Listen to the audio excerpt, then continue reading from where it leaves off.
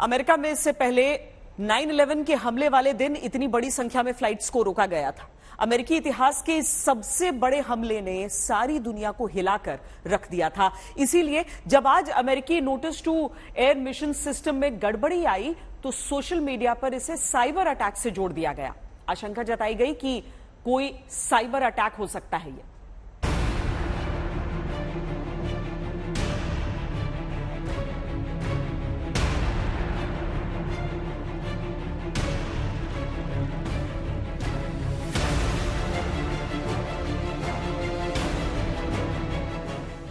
क्या अमेरिकी air mission service में आई खराबी एक साइबर अटैक था?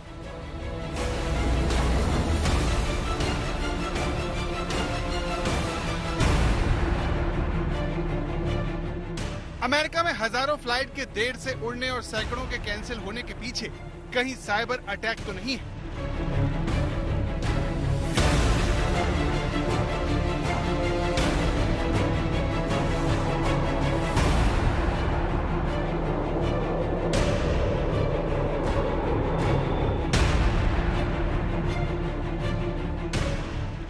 इस सवाल का अमेरिकी राष्ट्रपति जो बाइडेन के ऑफिस की तरफ से दो टूक जवाब दिया गया है।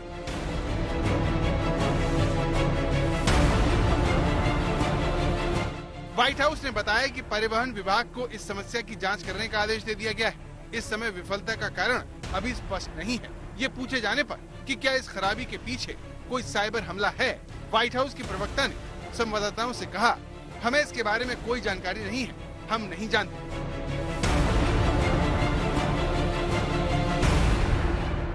सबके मन में ये सवाल इसलिए तैर रहा है क्योंकि अमेरिका में सबसे बड़े आतंकी हमलों को हवाई जहाज से ही अंजाम दिया गया था, जिसे दुनिया के सबसे खौफनाक आतंकी हमलों में गिना जाता है।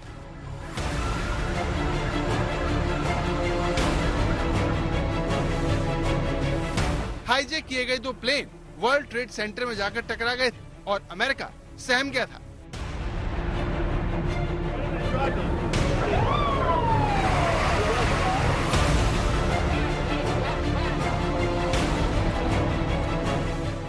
इस हमले में 3000 से ज्यादा लोगों की मौत हो गई थी।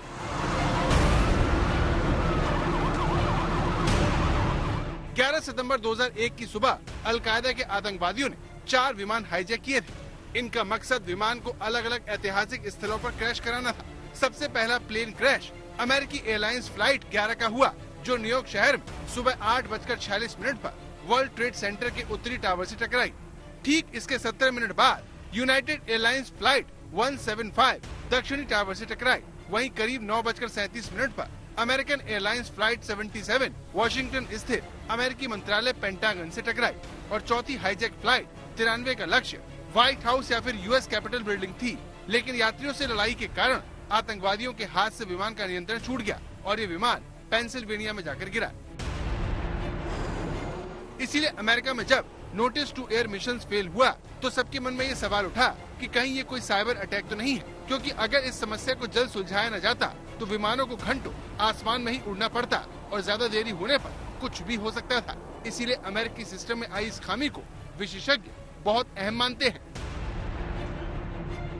कि ये किसी का एक बड़ा प्लान्ड खेल भी हो सकता है, चाल भी हो सकती है, इसमें दो राय नहीं है। हालांकि आप ठोस सबूत और प्रमाण नहीं दे सकते इसका इस समय, इसलिए कई कंट्रीज हैं और कई एक्सपर्ट्स हैं वो चुप रहेंगे इस बात को कहने के, पर इसमें कोई दो राय नहीं है। इन्वेस्टिगेशन कर रहे हैं तो लास्ट लाइन ये है, sabotage can not be ruled out, और सैबोटाज को इसमें देखना पड़ेगा। ये बहुत जबरदस्त चीज है। और इतना बता दें, जब कंप्यूटर पे जो चीज चलती है उसको उतनी ही जल्दी उसको इंटरफियर करना भी आसान हो जाता है कि टेक्नोलॉजी जब उठती है तो उसको गिराने वाली टेक्नोलॉजी भी उठती है। सो ये सारी की सारी चीजें टेक्नोलॉजी का खेल है। सिंपल टेलीफोन सिस्टम को कोई नहीं जैम कर सकता, सिंपल एयरक्राफ्ट सिस्टम को कोई जैम नहीं कर सकता, बट जब एडवांस सिस्टम्स और कंप्यूटराइज हो जाते हैं आप उनको जैम कर सकते हैं। तो ये जो है ये इसमें इन्वेस्टिगेशन होनी चाहिए और ये बहुत ही सीरियस मामला है। अमेरिका भले इसे साइबर अटैक न माने, लेकिन इस घटना ने बता दिया कि अमेरिकी सिस्टम भी पुख्ता नहीं है, उसमें भी गड़बड़ी आ सकती है। इसीलिए जानकार अमेरिकी सिस्टम इस कमजोरी को उसकी ताकत के लिए सबसे बड़ा झटका मान रहे हैं, क्योंकि अमेरिका में अधिकतर लोग हवाई जहाज से चलते हैं। इसीलिए सिस्टम बैठते ही अमेरिका में सामान्य जनजीवन प्रभावित हो गया। रूस यूक्रेन युद्ध में अमेरिका भले ही सीधे तौर पर शामिल न हो, लेकिन वो यूक्रेन को हथियार देकर रूस के निशाने पर है। गौर करने वाली बात यह है कि इस युद्ध की शुरुआत के बाद से ही अमेरिका पर साइबर अटैक के हमले को लेकर FBI ने आगाह करना शुरू कर दिया था। पिछले साल मार्च में अमेरिकी सरकार ने ग्लोबल सैटेलाइट कम्युनिकेशन नेटवर्क पर संभावित खतरों की चेतावनी दी।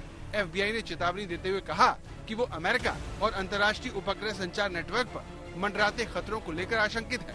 इसी दौरान इजराइल की कई सरकारी वेबसाइटों को एक साइबर हमले में नुकसान पहुंचाया गया। बड़ी बात यह है कि अमेरिका में उड़ने वाले हवाई जहाजों की संख्या उसके पूर्वी इलाके में ज्यादा होती है, जहां पर उसकी राजधानी और न्यूयॉर्क जैसे बड़े शहर हैं। यानी अगर साइबर अटैक करके अमेरिकी सिस्टम को दुश्मनों ने काबू किया तो वो दुनिया की महाशक्ति को बहुत गहरी चोट पहुंचा सकते हैं। आज तक ब्यूरो। अमेरिका की तरह यूनाइटेड किंगडम के लंदन के हीथ्रो एयरपोर्ट की सारी दुनिया में चर्चा हो रही है। इसकी वजह पाकिस्तान से भेजा गया एक पैकेज है जिसमें यूरेनियम मिलने से हड़कंप मच गया। पाकिस्तान परमाणु तकनीक बेचने का पुराना मुजरिम है, इसीलिए वहां से भेजे गए इस पैकेट में यूरेनियम मिलने से यूके की सरकार चौकन्नी हो गई। Pakistan did not have any knowledge about missiles, and Pakistan has not given any information to anybody about missiles. We are novice in this field. Pakistan को परमाणु बम देने वाले अब्दुल कदीर खान जिंदगी भर झूठ बोलते रहे कि उन्होंने किसी को परमाणु बम की जानकारी नहीं दी, लेकिन सारी दुनिया जानती है कि उत्तर कोरिया से लीबिया तक उन्होंने परमाणु बम की तकनीक बेची।